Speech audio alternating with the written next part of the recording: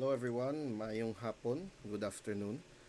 So I am Ryan Dave Rayla, presenting today my paper Contested Waters, Review of Literature on Water Contestations.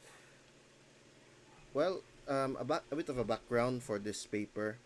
Uh, this all started around 2018 when I started to write my thesis for my master's degree program, Master of Arts in Political Science, and I was asked one important question by one of those who sat during the hearing of my proposal, of my topic proposal. That is, the professor asked, "What makes water political?" And so years later, down the line, as I was um, honing my niche on water politics, I found out many things about water not only as an object for politics, but as a very interesting field or subfield that is related to the study and the practice of politics. And so, in line with that question, I have um, I have rehashed many of my papers, including this one, which was originally supposed to be part of the RRL for my thesis. Then I found something interesting in that there's a common theme underlying all of these papers that I've read about water politics. In that these underlying themes actually is all about what I would call as water contestations. And so, with that, I'm here to present my work to you. This is a product of numerous reiterations. So, originally, this was a working paper in 2019. And now, I have been able, with the help of some friends, to to cohesively put together my paper as best as I can. So, here it goes. So, for water contestation, we have to go back to the general idea of water as a global concern and also water in the form of local concerns. So, in the past few years, there have been many concerns about water, especially when it comes to water as as something that is vital to life, no? And so I'll present to you also the rationale of the study and the cases I cited and the themes and the challenges that I have uncovered down the line as as I studied water politics. So let's first look at water as a global concern. So water as a global concern has two types of discourses that surround it. We call it the privatization of water or water as a commodity, and water as a public right. No, so it can be privatization or in some cases nationalization. So water as a resource, especially when it comes in the form of drinkable water or water that we use on a daily basis, no drink for drinking or otherwise, um, it now becomes an issue of water as vital to life. So water as a security issue also, which makes it quite political in that way because according to if we remember, no, according to what do you call this? According to Harold Laswell, politics is about who gets what, when, and how. Very related to economics also. So, as a means of looking at politics or water as politics, water has now become, at least in the 21st century, with dwindling resources due to climate change, it has now become a flashpoint for contestations, especially those who have authority, those who have the means to purchase water, and for the masses who are often left behind in this aspect of development or access to water that is. And so, in recent years, water has touched many sustainable development goals issues, such as, for example, water in the form of clean water and sanitation, which is often at the center of water contestations in the first place. We see Gaza, for example, having problems with water supply due to Israeli blockades and many other form of, so I will call it, other forms of power tripping over water, no, the diversion of water, as we've seen recently with the threat of with India's threat of diverting the waters of major river systems going to Pakistan. That's also a form of water contestation in international relations. We call it water conflicts. and in our localities with the privatization of water. For example, what happened with Prime Water recently, no, in many areas in Luzon, where their services are reportedly or allegedly to be inadequate. Okay,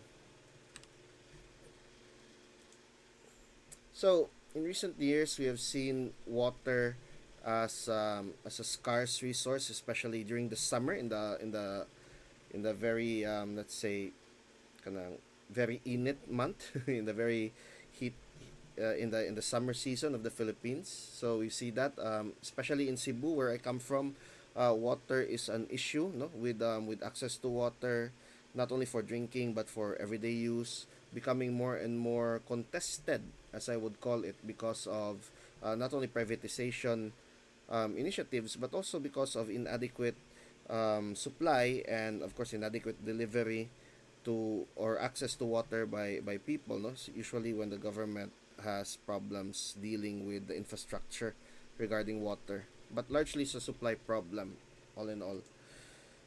Okay, so why did I study water contestations? Now, why did I make something out of what was originally my RRL for my thesis? Well, when we look at water crisis, no, with its with how it is framed and with how it is felt as a reality, because of the increasing difficulty in terms of climate change affecting the way we access water, it has not only become a top research agenda, but it has become more and more a reality for people, no. So access to water is becoming more and more an issue of security and an issue of governance. So the water crisis is also a governance crisis. That's according to Peter Mulinga, who I cited in this work of mine. So on the global concerns of water, we primarily focus on sustainable development goals number 6, or which is clean water and sanitation. And we study water politics again, to reiterate, because water crisis is a crisis of governance, and also it's going to become more and more exacerbated, more and more an issue as the 21st century progresses, because of population pressure and also because of um, dwindling water supply, fresh water supply in particular, which we use for drinking. So I'm studying the water crisis in particular, because it affects us all in a way. Now, for answering the question, is water political? Yes, primarily it is political, and we see the I see this claim being anchored on three authors in particular. For Dorskin in 1977, looking at water as an object in the public policy arena, it is highly interested, or rather, it is highly vested with public interest, given that everyone has has a stake in water access. No, it's a matter of life, really.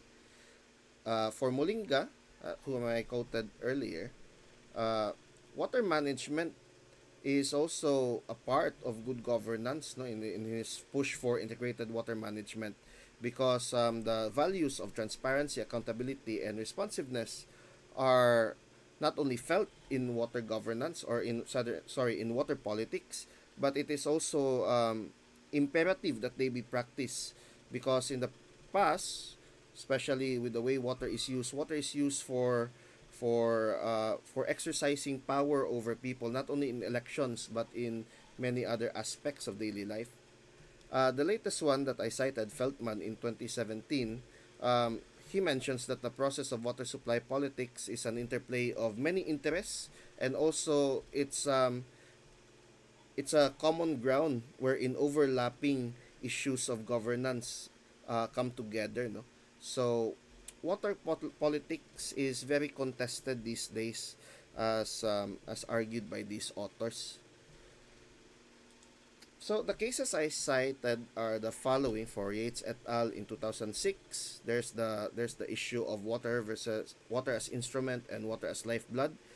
He cited the causes, or rather the cases of Native Americans suing the federal government or state governments in their time, no, sa US, um, suing them because of diverting rivers and also of hydrological projects that disrupted their way of life. So they viewed water as lifeblood or water as part of their culture.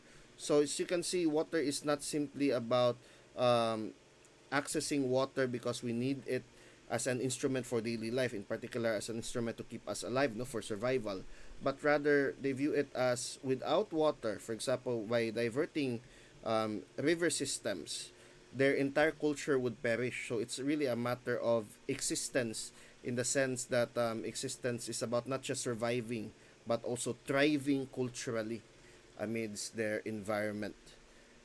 For Abers and Kirk in 2009, this is about how other actors in politics are also affected. It's not just the state that has an imperative on water, although Rola et al. Would mention that the state is the prime actor in water governance, especially here in the Philippines, but rather water politics is also participatory governance. It should be if we are to move forward with um, with our goals, no, of transparency, responsiveness, accountability when it comes to the distribution of water.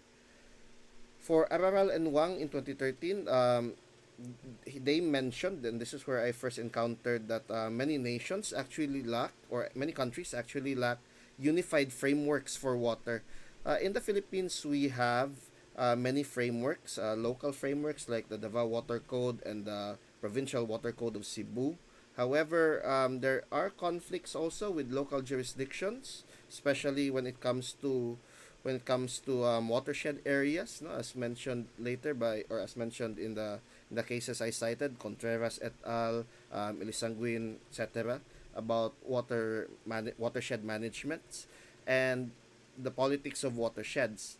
And in this way, Araral and Wang presented to me at least a perspective. No, they presented the perspective that there is conflicting um, frameworks or jurisdictions when it comes to water, and even though we have the National Water Resources Board in the Philippines, it's also a case wherein in many other countries, for example in India, which I cited the case of Shah and Van Kopen, water poverty is also exacerbating the conflict of jurisdiction by local governments and many other bodies that are supposed to manage water. No, so as we can see that the problem of water is several fold. And I go now to my analysis. First, the informal sectors of society and many sectors of society are not involved, or they are shunned in the practices of, or in the crafting of, in the crafting of water policies. And without this unified framework, there is a barrier as to who gets to participate in water politics. And um, in the past, at least in the past 100 years, water politics has always been tied up more with infrastructure and engineering rather than as a more inclusive process of social deliberation, no? Or so would call it as water politics in general. So in this way, we find that the state, and I will hark back to Rola, we would find the state as the primary actor in water politics.